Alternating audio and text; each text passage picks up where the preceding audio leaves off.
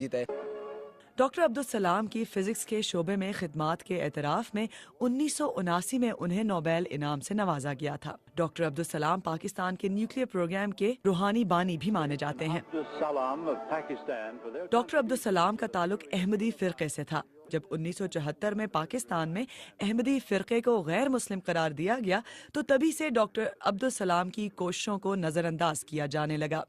गो कि दुनिया में उनका एक मकाम है, मगर पाकिस्तान में डॉक्टर अब्दुल सलाम के हीरो होने पर राय आज भी बटी हुई है।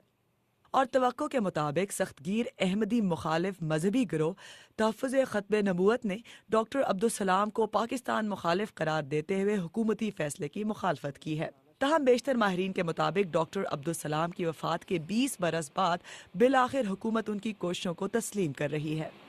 ये हमारी बड़ी बदकिस्मती है कि मजहबी तासुब और तंग नज़री की ये वजह से उनको पाकिस्तान में पहचाना नहीं जाता और उनको अपना जायज़ मकाम नहीं दिया गया है।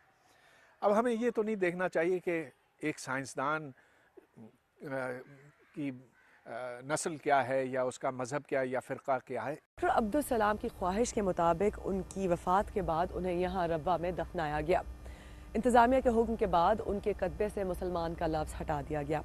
यहाँ रब्वा में बसने वाली अहमदी बरादरी किसी हद तक नाला तो है कि हुकूमत ने डॉक्टर अब्दुल सलाम को स्टेट फ्यूनरल नहीं दिया, मगर वो खुश हैं कि बिल आखिर पाकिस्तान की हुकूमत ने उनकी कोशिशों को कबूल करते हुए सराहा।